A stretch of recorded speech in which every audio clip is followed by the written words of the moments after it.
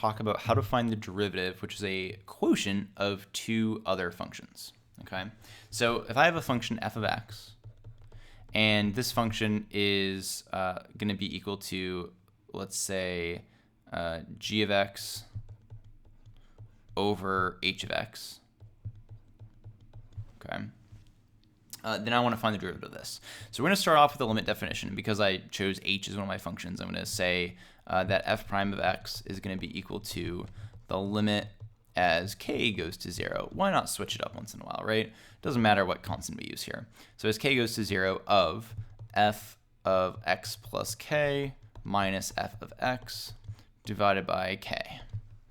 And now I'm going to plug everything in. And actually, I'm going to move over to the left because this was going to be another one that gets a little bit gnarly with the algebra. So we're going to have the limit as k goes to 0 of, I have g of x plus k divided by h of x plus k.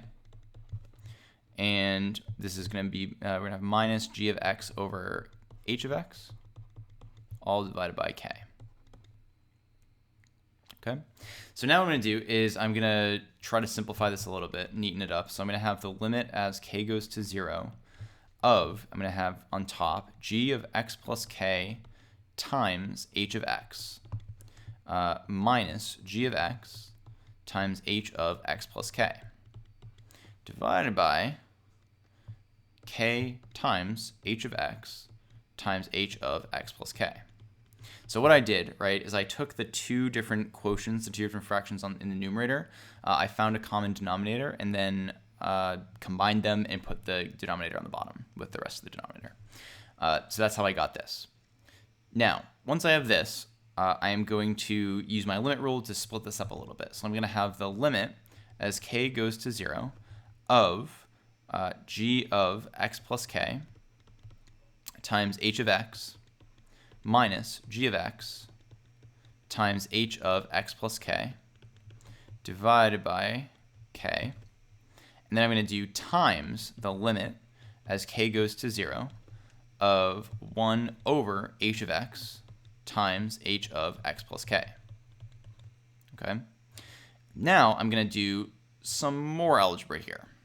Now I'm going to have that this whole thing, this is going to be equal to the limit as k goes to 0 of g of x plus k, h of x, and then here we're going to do something similar to what we did with the product rule. I believe we're going to add 0 to this whole function here. So I'm going to have this, I'm going to subtract first g of x times h of x, and then I'm going to add back g of x times h of x, because adding 0 to stuff is fun. And then I'm going to have minus the piece at the end, which is g of x times h of x plus k divided by k. And now this whole thing is going to be multiplied by, I can evaluate this limit here, right? As k goes to 0, I just have 1 over h of x times h of x. So this is going to be 1 over h of x squared. Okay. So from here, I'm going to try to clean up the top. I'm going to do that by again, factoring. So I'm going to have the limit, or actually, is that what I'm going to do? Yeah. We're going to do the limit as k goes to 0 of g of x plus k times h of x minus g of x times h of x divided by k minus the limit as k goes to 0 of g of x times h of x plus k minus g of x h of x divided by k. And again, this whole thing is still being multiplied by 1 over h squared of x. Okay, so at this point, I'm out of space. So rather than try to squeeze it in down here at the bottom, I'm going to go on to, I'm going to clean this and go on to the next line on the new page. So just, flip back here if you need a reminder of what we did so far. Okay. So after we've done that, now what I'm going to do is I'm going to factor out h of k from one and g of kx, h of x from one and g of x of the other. So now what I have is I have equals, I have h of x times the limit as k goes to 0 of g of x plus k minus g of x divided by k. And you can already see, oh, look, if we factor this out, we have just the derivative of g, right? And if I do this for the other one, we're going to have the same thing. We're going to end up with the derivative of h. So I'm going to have h of x plus k. And again, refer to the last line if you need a reminder of what we did here. But we're just factoring this out. And when we do, we get the derivative. And this whole thing is being multiplied still by 1 over h of x squared. So now that we have this, I can rewrite this. I can write it as I have g prime of x times h of x minus g of x times h prime of x. And the whole thing is being divided by h squared of x, or h of x squared. This is the quotient rule. We did it. So when you have a quotient and you want to find the derivative of the quotient, you do remember, so we have top and we have the bottom, right? So you do bottom times the derivative of the top minus top times the derivative of the bottom, okay? And then you do it divided by the bottom squared. So let's look at an example of what this looks like.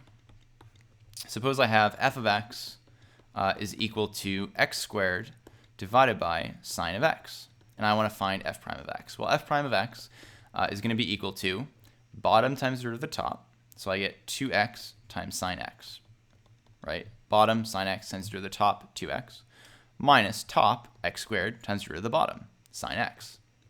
All divided by the bottom squared, which is sine squared x. And again, of course, you can, oh, I'm sorry. This should be cosine, right? I messed this up. I never actually took the derivative. The derivative of sine x is cosine x. So that should read cosine x. Okay? And so that's how you would apply a quotient rule. Bottom times the top minus top times the bottom. Again, if you want, feel free to write out g of x, g prime of x, h of x, h prime of x, and write all those functions and then plug it into your quotient rule. But remembering this kind of mnemonic of bottom times the top minus top times the bottom squared is a little bit easier and faster than plugging everything in. Though at first, if you have to write out all the functions, that is fine. Let's look at one more example here before my computer dies. Let's say we have f of x equals 4x over cosine of x. And I want to find the derivative. So I'm going to do f prime of x equals bottom cosine of x times derivative of the top, which is 4, minus top 4x times derivative of the bottom, which is negative sine x, all divided by the bottom squared. So I have cosine squared of x. So this one I do want to clean up a little bit because I have some weird stuff on top. So I'm just going to rewrite this as 4 cosine of x. So it's a little bit slow here, but it would be 4 cosine x plus 4x sine x over cosine squared x. Cosine x plus 4x sine x divided by cosine squared of x. Okay? So that is how, if you have a function which is a quotient of two other functions, you can use quotient rule to quickly and easily find the derivative of that function.